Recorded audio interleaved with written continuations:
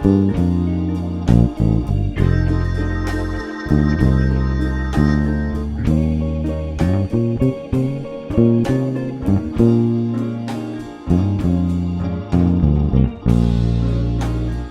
Dan here. Hope you're doing really well today. In this lesson, I'm going to show you how to improvise your own lines based around a 12/8 blues shuffle. We're in the key of sort of B flat here. We've got three chords: B flat 7, F 7, and E flat 7. Let's start really simple, just with triads. By the way, you can download that backing track for free so you can practice this.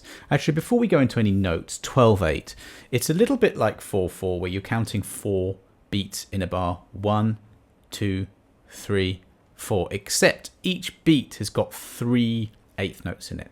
1, 2, 3, 1, 2, 3, 1, 2, 3, 1, 2, 3, 1, 2, 3, 4, 5, 6, 7, 8, 9, 10, 11, 12. You wouldn't count that way.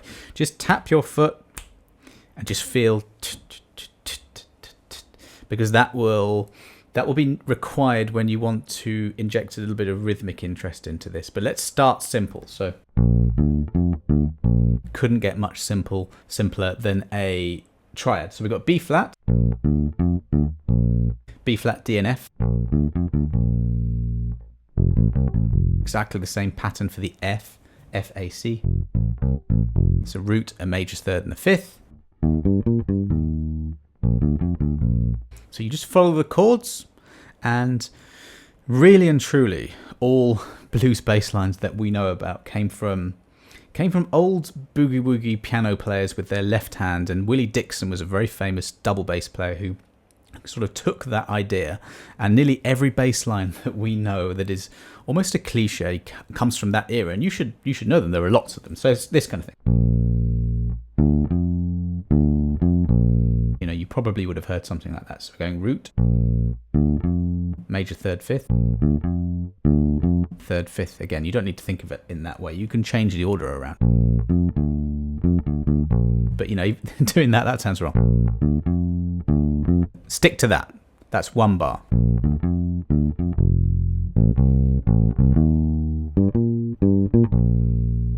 Tapping my foot every time. Okay, so that would be one really simple thing you can do. All of these chords are dominant seventh chords, and they have a major quality to them. So here's another really good pattern. I'm playing the sixth. Let's start even more simply. No, we will do this. So we're starting on the first fret of the A string, that's the B flat. If you travel up to the fifth fret of the next string of the D, that's the major sixth. And bass is full of patterns, so learn them. And I really do know that pattern. I go 1, 2, 3, 4 frets across, next string, and you got that sixth. 2 frets lower than that is the fifth.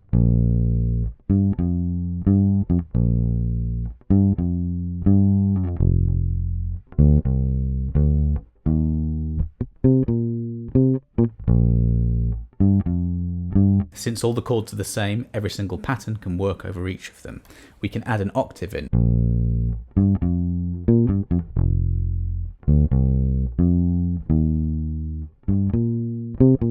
When you're on the E flat, I suppose you could go up to that fret, but sometimes the patterns don't fit depending on where you are, but you can just make do with what you have at the time.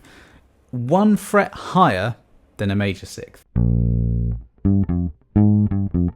So that would be fret 6.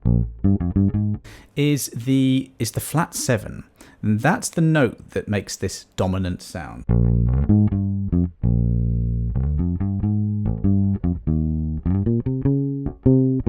Very common there. What I was doing there, adding the root. So I had the root, I had the fifth and the major sixth. I added the second and the major third in there as well. So basically on the first fret, on the B flat, it's fret 3 and 5. That's the major second and the major third. And in fact, that makes up a major pentatonic scale. Sorry if I'm blinding you with theory stuff here, but everything I've said so far, I would suggest that you understand and that you memorize everything I've said so far, because it crops up so many times in music that if you don't know a major pentatonic scale, you really need to. So if you need to rewind this, I've got plenty of videos that go into each of these individual things. But we have a major pentatonic there. Add that flat 7 in there. I'm starting on the root, sliding from fret 3 to 5, plucking the fret 3 to 5 on the D string, and I'm playing that flat 7.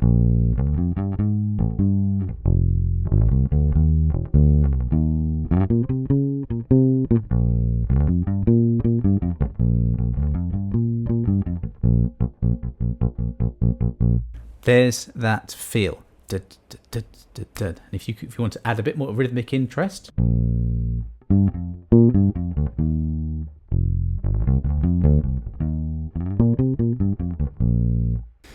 want to aim not to be too busy. At the ends of phrases, so maybe sort of like 4 bars, you can maybe put something in there. So if we're going,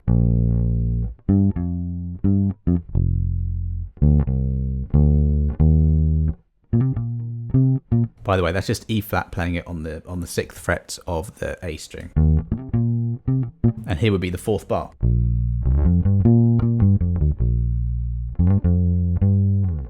I'm just playing exactly the same patterns, just further along the neck.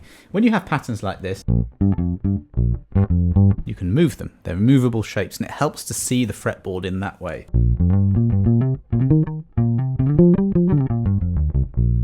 That's just your major pentatonic. So you've got frets 6, 8, 10 on the E, and 8, 10 on the A. And I'm just doing that same pattern up the octave.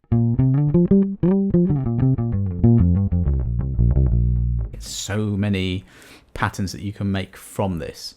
So the overall key is sort of B flat, and we can connect up the chords a bit. I'm going to go a bit simple now. Back to maybe triads with the 6th maybe.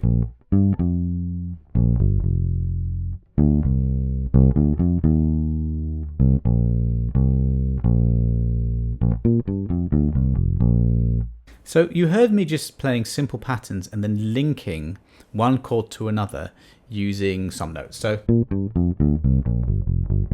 this is the overall key of B flat. So I'm going frets 3 and then open string, 3 open string on the G and the D. And then it's 3, 1 on the A and the E string. And you can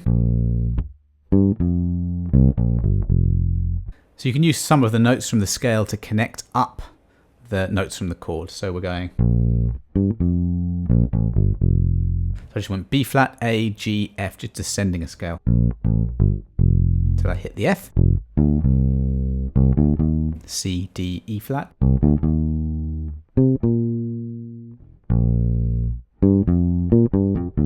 Little fill at the end using B flat major pentatonic. But really and truly, just take things very slowly, take things simply. So we have just the triad, the root, the 3rd, and the major 3rd and the 5th of the chord. And just practice making up a very simple rhythm and just getting to the next chord bang in time. That'll do for now. And then you can start to explore different patterns. Add in some articulations just to add some soul into the playing.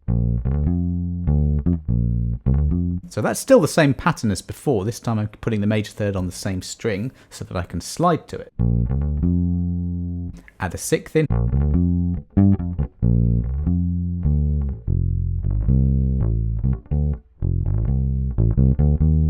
And maybe I might think, okay, I'm going from F7.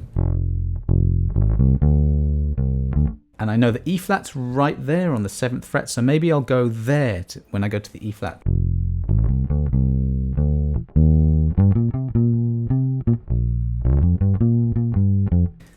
Break out of just this one position that you might be playing in all the time. So just a few ideas there for you to practice along to that backing track. So make sure you download that. Any questions, let me know. I haven't gone through everything here. I'm sure you'll find some ideas that sort of work for you. If you listen to a lot of this music, you can hear some little licks that you like. Grab them, take them, play them over this, and just basically have fun with it. So thanks very much for watching. Please do subscribe to the channel, and I'll see you next time.